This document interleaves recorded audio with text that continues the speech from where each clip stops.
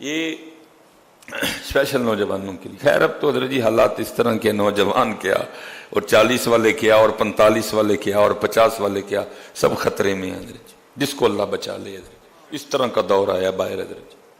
ہاں جی، ہر کوئی خطرے میں ہے حضرت جی، جس کو اللہ بچا لے، جس کی اللہ حفاظت کرے حضرت جی. یہ روض الریاحین امام یافعی رحمۃ اللہ تعالیٰ نے لکھی، بڑی خوبصورت کتاب ہے حضرت جی. صوفیاء کا تذکرہ ہے اس میں حضرت جی. اس میں حضرت نے لکھا ہے کہ شہر بصرہ میں کوئی بزرگ تھے تو ان کے جسم سے نا کستوری کی، مسک کی خوشبو آیا کرتی تھی حضرت جی. وہ لکھا ہے کہ وہ خوشبو اس قدر زیادہ تیز تھی کہ حضرت اس گلی سے بھی گزر جاتے نا تو لوگ بھی کہا کرتے تھے لگتا ہے مسکی رحمت اللہ تعالیٰ علیہ گزر کے گئے ہیں، کیونکہ جسم سے خوشبو آتی تھی. اس لیے اصل نام لوگوں کو بھول گیا، لوگوں کو یاد رہ گیا مسکی. لوگ ان کو مسکی کہا کرتے تھے کیونکہ آپ کے جسم سے مشک کی، کستوری کی خوشبو آیا کرتی تھی. لکھا جب حضرت نے مسجد میں داخل ہوتے لوگوں نے کہنا مسکی رحمت اللہ تعالیٰ علیہ آ گئے. اصل نام لوگوں کو بھول گیا، ان کا نام ہی پڑ گیا مسکی، مشک بار، جس سے مشک کی، کستوری کی خوشبو آئی. وہ لکھا ہے کہ ایک دن کسی نے بڑا اصرار کر کے نا حضرت سے پوچھا، حضرت آپ کون سی خوشبو لگاتے ہیں؟ میں تو کوئی خوشبو نہیں لگاتا. تو حضرت جی جو آپ کے جسم سے کستوری کی خوشبو آتی ہے یہ کیا ہے؟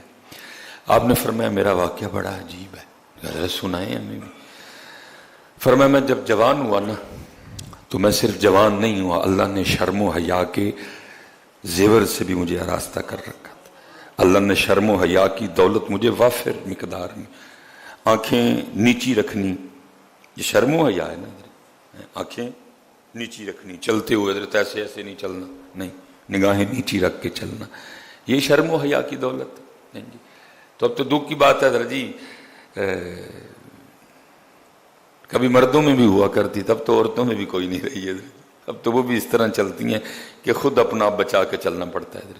ویسے تو سفر پہ رہتے ہیں، بڑی کم نوبت آتی ہے کہ کبھی کسی گلی سے گزرنا پڑے. اگر گزرنا پڑے تو بھائی خوف آتا ہے، ہو کیا گیا. اور کبھی یہ دولت مردوں کے پاس بھی ہوا کرتی تھی کہ وہ اپنی نگاہیں نیچی رکھ کے چلا کرتے تھے. مسکی رحمت اللہ تعالیٰ کہتے ہیں والد صاحب بھی صالح تھے اور ان کا نیک ہونا مجھ پہ بھی اثر انداز ہوا. ظاہر ہے جی بے نماز کا بچہ بے نماز ہی ہوگا نا، ٹھیک ہے جی، اکثر و بیشتر. اور جو نمازی ہے اکثر و بیشتر اس کا بچہ بھی نمازی ہوگا، کیونکہ اس کو فکر ہوگی کہ بھائی میں اپنے بچے کو بھی نماز کے لیے کہوں. جو خود قرآن پاک کی تلاوت کرنے والا ہے اس کے بچے بھی کریں گے آگے سے. جو خود ذکر و اذکار کرنے والا ہے آگے اس کے بچے بھی کریں گے. انہوں نے کہا والد صاحب صالح تھے، انہوں نے تربیت کی، انہوں نے جو ہے نا میری تعلیم و تربیت کا بڑا خیال رکھا، اور اللہ نے پھر مجھے شرم و حیا کی دولت سے نواز رکھا تھا. حضرت مسکی رحمت اللہ تعالی فرماتے ہیں میں ایک دکان پہ نا، کپڑے کی دکان پہ کام کرتا تھا. حسب معمول میں دکان پہ کام کر رہا تھا. ایک بڑی آئی اور اس نے آ کے نا کچھ کپڑے پسند کیے، اور پسند کر کے نا میری طرف اشارہ کر کے کہتی ہے کہ آپ اس طرح کریں کہ اس نوجوان کو میرے ساتھ بھیجیں. میری مالکن نے جو جو کپڑے اس میں سے رکھنے ہوں گے نا وہ رکھ لے گی، اور جو نہیں رکھنے ہوں گے وہ واپس بھیج دے گی، اور جو رکھے ہوں گے ساتھ ان کی قیمت بھی اس بچے کے ہاتھ بھیج دے گی. حضرت مسکی رحمت اللہ تعالی فرماتے ہیں کہ جی میں نے وہ کپڑے اٹھائے، اس بڑھیا کے ساتھ چلا گیا. ایک بڑے سے گھر میں داخل ہوا، ایک کمرے میں مجھے بٹھا دیا گیا. ایک عورت آئی اور اس نے آ کے سب سے پہلا کام یہ کیا کہ میرے کمرے کو نا چٹکنی کنڈی لگائی. میں گھبرا گیا. پھر وہ میرے پاس آ کے بیٹھ گئی.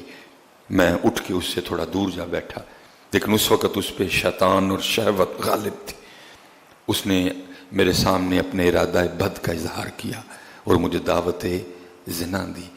میں نے اسے کہا کچھ خدا کا خوف کھا، کیا تجھے اس بات سے ڈر نہیں آ رہا کہ اللہ پاک تجھے اور مجھے دیکھ رہے ہیں؟ اللہ پاک تجھے اور مجھے دیکھ رہے ہیں. لیکن اس وقت اس پہ شیطان سوار تھا، شہوت کا غلبہ تھا. نہ خدا، نہ خدا کا رسول، نہ قبر، نہ حشر، نہ سوال، نہ جواب، نہ رب کے حضور پیش ہونا، اسے کچھ اس وقت یاد نہیں تھا. بس وہ یہی ارادہ رکھتی تھی کہ میں اس سے اپنی نیت بد، اپنا ارادہ بد پورا کر لوں. مسکی رحمۃ اللہ تعالی فرماتے ہیں میں نے اپنے اللہ کو پکارا اور اس وقت میرے دل میں ایک بات ڈالی گئی. میں نے اسے کہا چل اگر تو نہیں باز آتی تو مجھے پیشاب کی حاجت ہے، میں ذرا بیت الخلا ہو. اس نے کہا. حضرت مسکی فرماتے ہیں کہ جب میں بیت الخلا میں گیا نا تو وہاں ظاہر ہے گندگی انسانی غلاظت پڑی ہوئی تھی. اور فرماتے ہیں میں نے بڑا حوصلہ کر کے نا وہ غلاظت اٹھائی اور اس کو اپنے چہرے اور اپنے جسم پہ نا مل لیا. ہائے ہائے ہائے، آج اتنا برا حال ہے حضرت، ہم موقع ڈھونڈتے پھرتے ہیں کہ کوئی گناہ کا موقع ملے. لیکن کیسا سونا دور تھا کہ گناہ سے بچنے کے لیے انہوں نے اپنے منہ اور سارے جسم پہ انسانی پخانہ، انسانی غلاظت مل لی. آپ فرماتے جب میں باہر آیا نا تو مجھے اس حال میں دیکھ کے پاگل پاگل کا شور مچا اور وہ کنڈی کھول کے نا بھاگ گئی. میں بھی باہر نکلا، ایک باغ میں پناہ لی.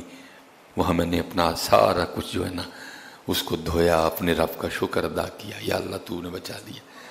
حضرت مسکی فرماتے ہیں جب میں رات کو سویا نا تو خواب میں کیا دیکھتا ہوں کہ کوئی میرے چہرے اور میرے جسم پہ اپنا ہاتھ پھیر رہا ہے.